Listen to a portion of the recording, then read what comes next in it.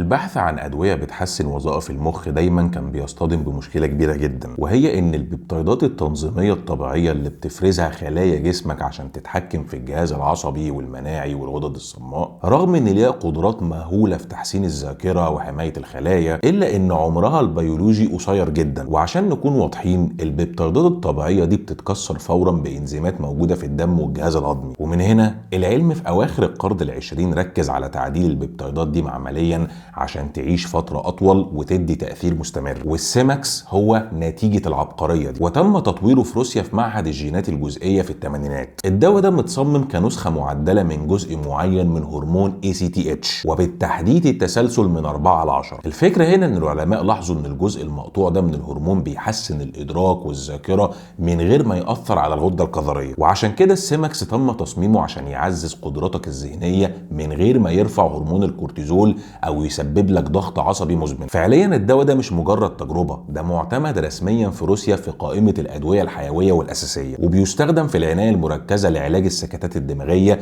ومشاكل العصب البصري. لكن عالميا الناس بتستخدمه كنوتروبيك أو محفز ذهني قوي جدا لزيادة التركيز وقوة التحمل العقلي. السيماكس مش زي المنشطات الرخيصة اللي بتستنزف مخزون النواقل العصبية عشان تفوقك بشكل مؤقت، ده بيشتغل كمعدل عصبي جذري بيغير شبكات الجينات وبيزود تصنيع عوامل النمو العصبي. يلا بينا ندخل في تفاصيل المادة دي.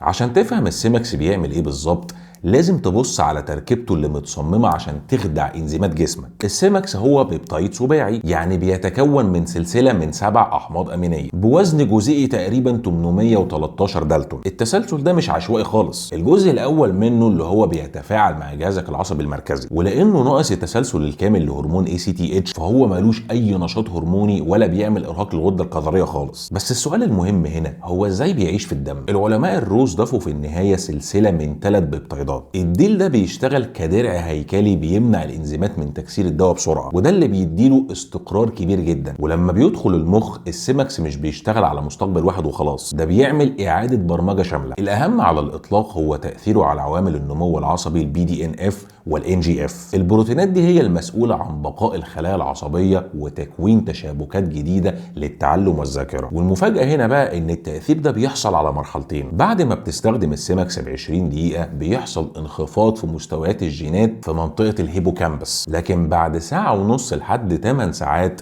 بيحصل انفجار جيني بيوصل لزيادة 8 أضعاف في جينات BDNF و5 أضعاف في جينات NGF. ومش بس كده، ده كمان بيزود تنشيط المستقبلات الخاصة اللي هي TRKB بمقدار 1.6 ضعف. وبالإضافة لكده السيماكس بيزود معدل دوران الدوبامين والسيروتونين، ومستويات مستقلب السيروتونين اللي هو HIAA5 بتزيد بنسبة توصل ل 180%. وده معناه انه بيحسن مزاجك وتركيزك من غير ما يحرق أعصابك زي المنشطات التقليدية.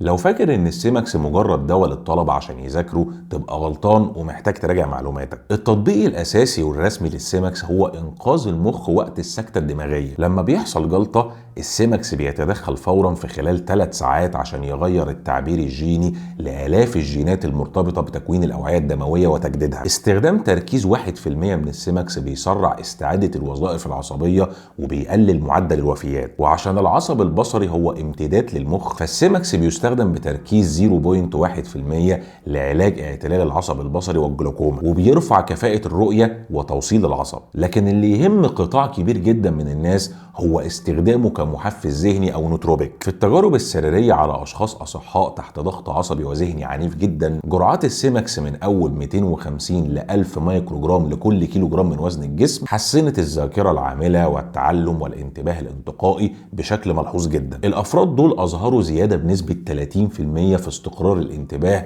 خلال المهام المجهدة والمتكررة. الميزة القاتلة هنا بقى هي مقارنته بالادوية زي الادرال. الفكرة بقى ان المنشطات زي الادرال بتستلف طاقة من المستقبل وبتدمرك بعدها، بينما ان السيماكس بقى بيرفع كفاءة المخ الطبيعية عن طريق انه بيزود BDNF وبيحمي الخلايا من الاجهاد التأكسدي، فبيديك صفاء ذهني مستدام بدون انهيار. بس قبل ما نكمل، لو الفيديو عجبكم لحد دلوقتي وحابين ان اكمل في سلسلة البيبتايدز ما تنساش تعمل اشتراك في القناة وتعمل لايك وشير للفيديو مع اصحابك وتكتب لي كومنت تحت، لان حقيقي تعليقاتكم هي الحاجه اللي بتخليني استمر في تقديم المحتوى. ولو حابب تدعم القناه وتشترك في مجتمع ديسكورد ولايفات مخصصه للداعمين فقط، تقدر تعمل ده من خلال زرار جوين او انضم اللي موجود تحت الفيديو، او من خلال اللينك اللي موجود في صندوق الوصف. وحابب اشكر جدا داعمين القناه لحد دلوقتي، شكرا جدا ليكم. يلا بينا نكمل الفيديو.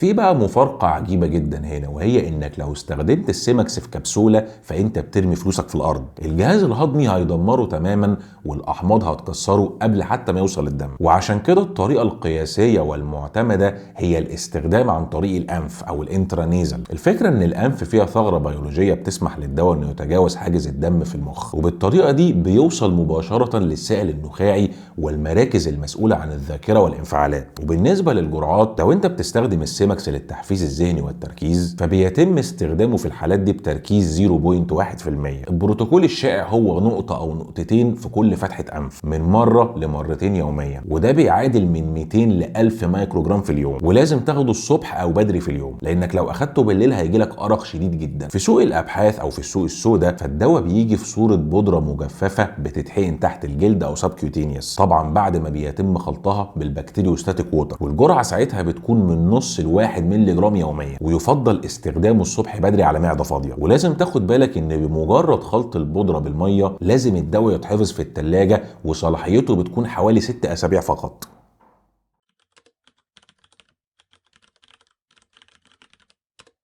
خلينا نكون صراحة مع بعض، لو اخدت السيماكس كل يوم زي ما بتاخد اي فيتامينات مثلا، انت بتأذي مخك وبتدمر الفايدة بتاعته. الاستخدام المستمر بيتعارض مع قوانين التوازن البيولوجي. فاكر لما قلت لك انه بيرفع من البي دي ان اف وبيحفز مستقبلات تي ار كي بي؟ الفكرة ان المخ ذكي جدا، ولما بيلاقي المستقبلات دي غرقانة بشكل مستمر ببروتينات النمو بيبدأ يقفلها ويسحبها لداخل الخلية لحماية نفسه من التحفيز المفرط، او بيعمل حاجة اسمها ريسبتور داون ريجوليشن. والنتيجة هتكون ان جسمك هيبني مناعه ضد الدواء، فمفعوله هيقف تمام، وممكن تحس بتبلد ذهني مؤقت. وعشان تتجنب الكارثه دي لازم تعمل دورات او سايكلينج. وفعليا احنا عندنا كذا بروتوكول بناء على حالتك. طبعا بتستخدم الدواء كل يوم لمده من 5 ل 14 يوم متواصلين، وبعدها بتوقفه تماما لحد ما يجي ضغط تاني. واخر حاجه بروتوكول المايكرو دوزنج، وده انك تاخده 3 او 4 ايام بس في الاسبوع وتريح باقي الاسبوع. وطبعا كل البروتوكولات اللي اتكلمنا عليها واستخدام الماده دي اصلا ما ينفعش يحصل بدون استشارة طبيب متخصص، لانك لو استخدمت المادة دي من دماغك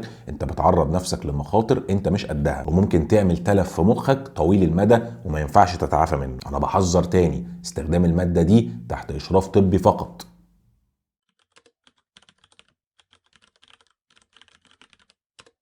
طبعا لان السيماكس هي مش بونبوني وماده ليها مشاكل زي اي ماده في الدنيا، فلو اي حد قال لك ان السيماكس ملوش اعراض جانبيه نهائيا يا اما جاهل يا اما بيضحك عليك. رغم ان الدواء يعتبر امن جدا وما بيعملش ادمان ومفيش منه سميه للاعضاء لانه بيتكسر لاحماض امينيه طبيعيه اصلا، الا ان ليه شويه مشاكل لازم تعرفها. العرض الاكثر شيوعا هو حرقان مؤقت في الانف وقت الاستخدام، خصوصا مع تركيز ال1%. وفي البيانات السريريه 7.5% من مرضى السكر لاحظوا ارتفاع مؤقت في سكر الدم، فلازم تراقب سكرك لو عندك مرض السكر. كمان الجرعات العاليه او المتاخره بتعمل صداع وتوتر وارق شديد جدا بسبب زياده الدوبامين. طبعا في ناس بتبقى عندها تخوف من تساقط الشعر مع استخدامه، فده غالبا ناتج عن تشابه الاسماء ما بين السيماكس وما بين دواء التخسيس اللي هو السيماجلوتايد اللي هو الاوزيمبيك. الناس بتتلخبط ما بينهم لان اسمهم شبه بعض، لان الاوزيمبيك او السيماجلوتايد ممكن يؤدي الى تساقط الشعر، وده بسبب فقدان الوزن السريع جدا اللي بيسبب صدمه للجسم ممكن توقع الشعر فعلا. لكن السيماكس نفسه ملوش اي علاقه بالكلام ده، بالعكس هو ميكانيزماته بتدعم تدفق الدم والاكسجين للخلايا اصلا. الكارثه الحقيقيه بقى والتفاعل الدوائي المميت